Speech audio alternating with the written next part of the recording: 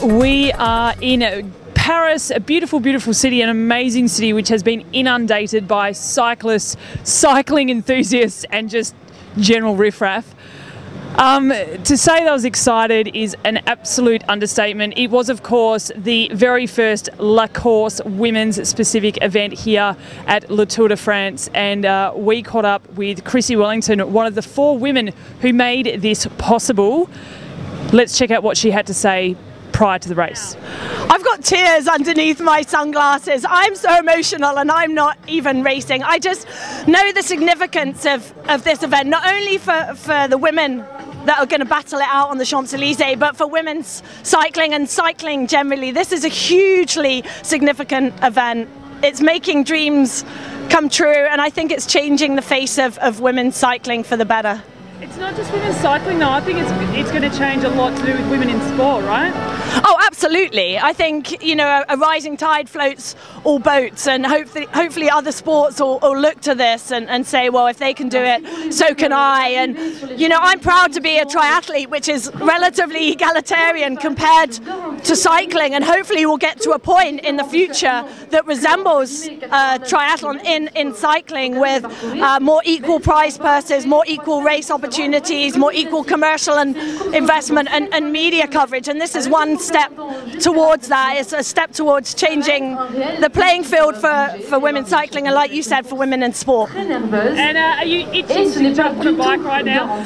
Yeah, I wish my bike handling skills were slightly better, but it's really made me want to get the road shoes on and jump on the bike and battle it out with these women. But I don't think I'd be able to hang on. And, you know, to their credit, they're strong, they're fast, they're competitive, and I don't think I'd be able to hold my own in their company. So Chrissie was very, very emotional and excited before this event. It is an epic event. It's going to change women's cycling and also the history of women in sport as well. So it's one massive step, but a small step in the global scheme of things, and I'm sure that they've got big things planned for women in cycling and of course women in sport. We catch up with Chrissie again after the event. Let's check out what she had to say. In one word, can you describe how you feel right now? Thanks. I'll see you later. Okay. Overwhelmed. Before the race, the build-up was incredibly emotional, actually, both for myself, and you could see it in the faces of all the riders. You could just see how much it meant to them to be able to race here. So the nerves were quite palpable, actually, but also the excitement for racing on the Champs-Élysées, and that was amazing to see. You know, the significance of the race and what it meant to the women was really, really apparent in their eyes, and that was fantastic. The race was aggressive and competitive and everything we wanted. I was fortunate to be able to go out in the car and kind of witness it firsthand, and you could see all the different attacks. You could see the pain and the determination on the faces of the girls, and you could also see the crowds, which were you know, large and deep, which was fantastic to see. You know, people came out to support, and that's really, really what the sport needs. We need that public appetite and that public demand, and then the media coverage coupled with the great racing.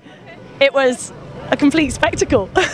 And it's got to be a fairy tale ending with Marianne Vos winning. I mean, she was one of the favourites anyway, but that's got to be the cherry on top, right? She was the favourite. She definitely wasn't the only athlete out there, and you know, it wasn't easy for her, and they made her work for that victory. But Marianne's worked so hard to make this race a reality. She's done so much for women's cycling, so much for women in sport. Her achievements speak for themselves, but what she's done behind the scenes is equally as impressive. So to have her standing there on the podium is really, really wonderful. She deserves it. She's a fantastic ambassador and spokesperson for the sport and for sport generally. So I couldn't be happier for her standing on top of that podium today. Unreal. So bigger and better next year. Bigger and better next year. It's a springboard, it's a platform, and I think the best is yet to come, but let's celebrate what today is and has been, and you know, it's the beginning of bigger and much better things in women's cycling and women's sport and sport generally.